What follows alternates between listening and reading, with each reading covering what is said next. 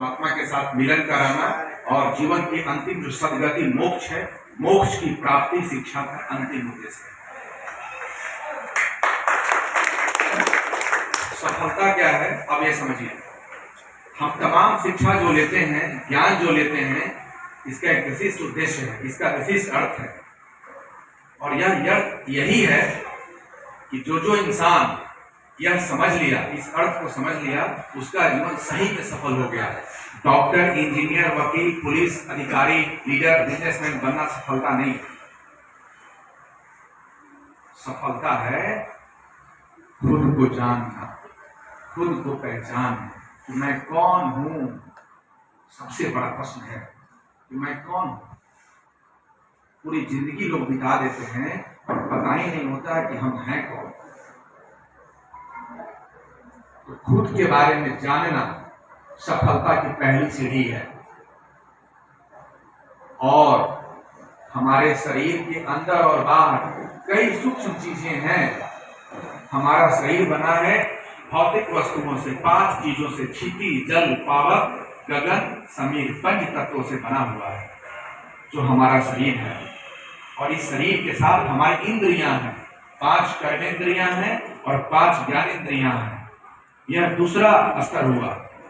तीसरे स्तर पर जाएंगे तो मन हमारा है जो प्रतिपल प्रतिक्षण बदलता है। चंचल मन है, अग्नि के समान, वायु के समान तेज है। और मन के पार जाएंगे तो बुद्धि का स्थान है। जब विवेक तर्क के आधार पर हम कोई निर्णय लेते हैं, पढ़ते हैं, लिखते हैं, लोग ज्ञान हासिल करते हैं और सबसे अंतिम उच्चतर अवस्था की ओर जाएंगे तो वह स्थान आत्मा का है।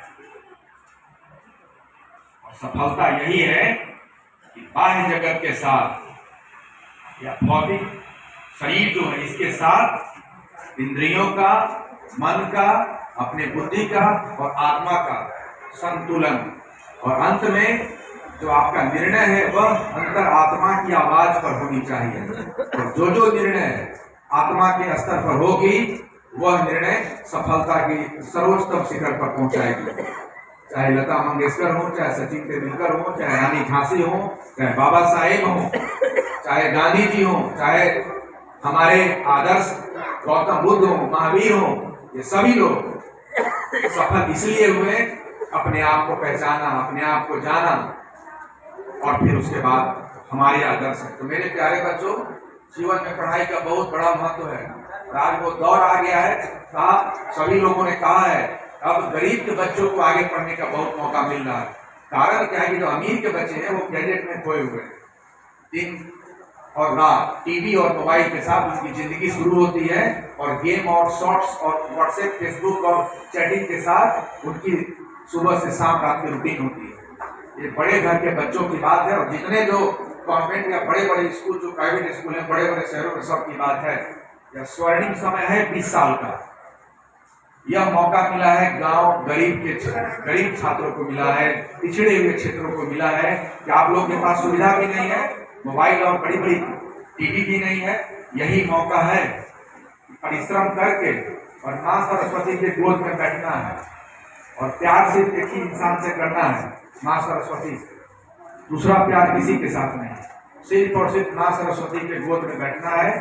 प्रण प्रतिज्ञा के साथ दिन रात सुबह शाम तपस्या की तरह पढ़ाई लगा देनी है।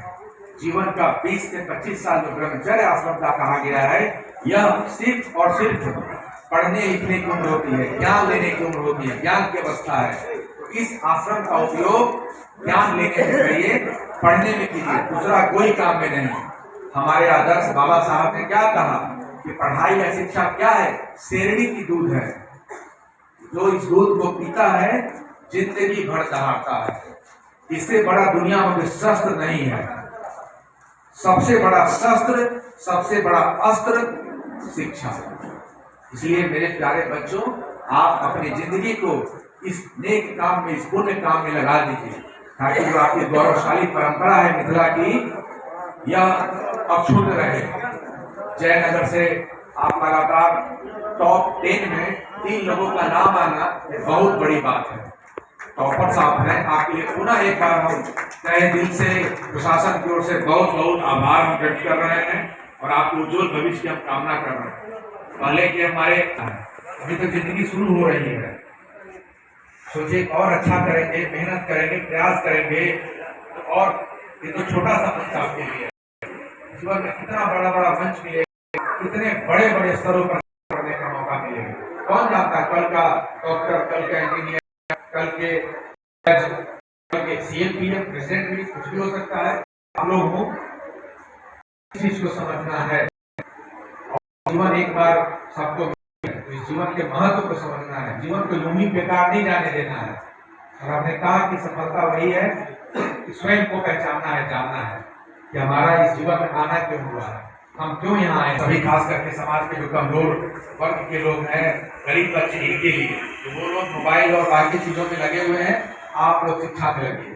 और सभी अभिभावकों की भी जवाबदेही है कि बच्चा नहीं पढ़ता, उसके लिए अभिभावक को पढ़ना होता है, आपको बैठना पड़ेगा, उसकी संस्कार का लालन पोषण करना होगा, तब जाके आपके बच्चे पढ़ेंगे। आसान भी नहीं है, पढ़ने में खून है पढ़ाई। सारी दुनिया से, मोह माया से मन को उसको हटा के शांत करके एकांतिक होके सात चेष्टा वक्तु ध्यान बोला गया शास्त्रों में, बहुत मुश्किल है, लेकिन जो यह मुश्किल काम कर लिया वो जीवन में सफल हो जाएगा। सफलता का मतलब वही है, शांत मन हो, खुदी से आप निर्णय लें, आप अपनी आत्मा की आवाज को सुने, जहां कहीं रहेंगे आप खुश और संतुष्ट रहेंगे। यही है, इतना बढ़िया काम कर रहे हैं कि जिसकी जितनी तारीफ की जाए वो कम है। खास करके यहाँ की दिनचर्या है, सुबह सुबह सभी लोग आते हैं, योगा का सेशन होता है, लाइब्रेरी में करीब 20-25 हजार पुस्तकें हैं, कई सारे लोग आते हैं और पुस्तकों का अध्ययन करते हैं। कितना एकदम रमणीय माहौल हो गया है और आप सब लोगों के सहयोग से यह कैंपस कितना सुंदर हो गया है, इतना बढ़िया, और खेलने के लिए भी जगह है, फूल पत्ती पौधे भी लगाए जा रहे हैं, वृक्षारोपण किया जा रहा है, रंग रोगन किया जा रहा है। तो इसके लिए पूरी के सहयोगी हैं, वॉलंटियर्स हैं, कार्यकर्ता हैं, आप सभी लोग बहुत धन्यवाद के पात्र हैं। और सभी आप लोग जो काम कर रहे हैं, यह आने वाले पीढ़ियों के लिए एक स्वर्णिम इतिहास के रूप में लिखा जाएगा।